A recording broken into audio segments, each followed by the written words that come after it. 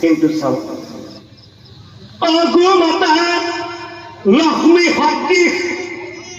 জানিব নিশ্চয় তাক পুজিলে জানা কিন্তু চাওকচোন ও মনুষ্য জীৱন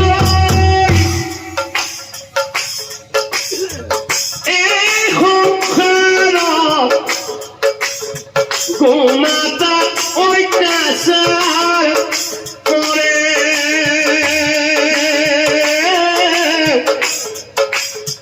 গোমাতা অত্যাচাৰ কৰে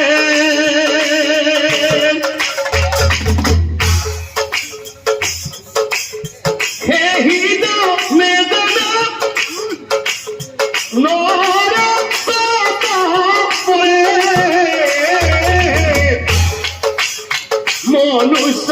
দিয়ালৈ এই সংসাৰত গোমাতা অত্যাচাৰ কৰে গোমাতা অত্যাচাৰ কৰে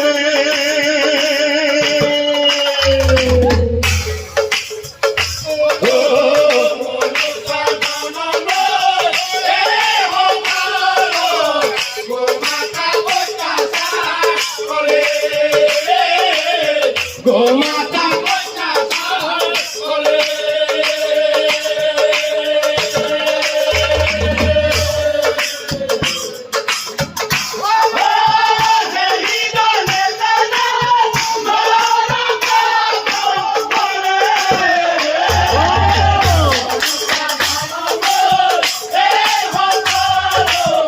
গোমাতা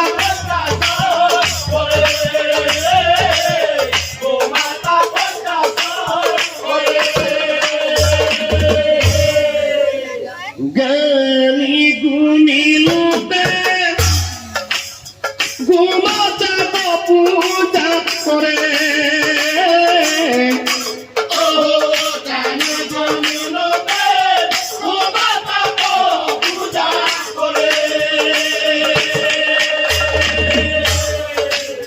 অত্যাচাৰ কৰিলে অভিশাপ দিয়ে অত্যাচাৰ কৰিলে অভিশাপ দিয়ে একতা সকলোৱে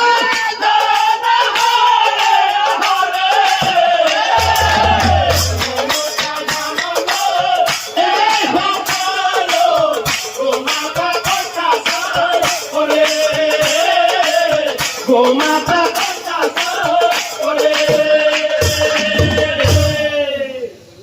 অগৰু হলেও সিহঁতৰ আছে মহাজ্ঞান আৰু সেই গৰু জাতিয়েই গৰাকীক পাহৰি আৰু এতিয়া চাওক যেতিয়া গৰ্ভৱতী গাভীজনীক সেই দুষ্ট নাৰীজনীয়ে পালন নকৰি ঘৰৰ পৰা হেৰি পঠাইছিল যেতিয়াই বনৰ মাজত সেই গাভীজনীৰ প্ৰসৱৰ সময় হৈছিল তেতিয়াই গাভীজনীয়ে মনতে ভাবিছিল নাই নাই মোৰ এই গৰ্ভত থকা পোৱালিটো মই যদি এই বনৰ মাজত জন্ম দিওঁ তেতিয়াহ'লে এই বনৰ মাজত থকা অন্য হিংস্ৰ জন্তু আহি জন্ম দিয়াৰ পিছতেই মোৰ চকুৰ আগতেই মোৰ এই গৰ্ভত থকা সন্তানটো খাই পেলাব নাই নাই যিমান হলেও খেদি পঠালেও সেই গৃহস্থৰ খেতি পথাৰত গৈ মোৰ এই গৰ্ভত থকা পোৱালিটো জন্ম দিয়াটোই ভাল হ'ব যেতিয়াই গৃহস্থই দেখা পাব তেতিয়াই মোৰ এই গৰ্ভত থকা পোৱালিটো মৰম কৰিব চোৱা চিতা কৰিব আৰু ঘৰলৈ লৈ যাব গতিকে মই গৃহস্থৰ খেতি পথাৰত গৈ মোৰ এই গৰ্ভত থকা পোৱালিটোক জন্ম দিয়াটোৱেই ভাল হ'ব। আৰু ভাবি গুণি গাভীজনী হৈ আহে পুনৰ জ্ঞানৰ খেতি পথাৰত ঘূৰি ঘূৰে।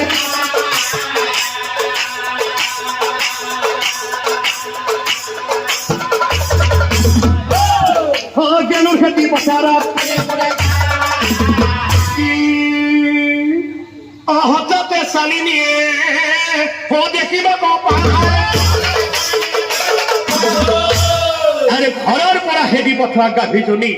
পুনৰাই সিহঁতৰ পথাৰত আহি প্ৰসৱ বেদনাই তাই আৰু হঠাতে গাভীজনী প্ৰসৱ আৰু এই গাভীজনীৰ পোৱালিটো জংঘলৰ মাজত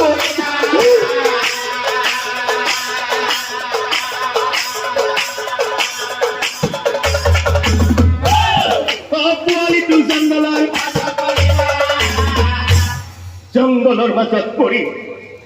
গাভীজনীৰ পোৱালিটো চট পতাই আছে, উঠি আহিব পৰা নাই।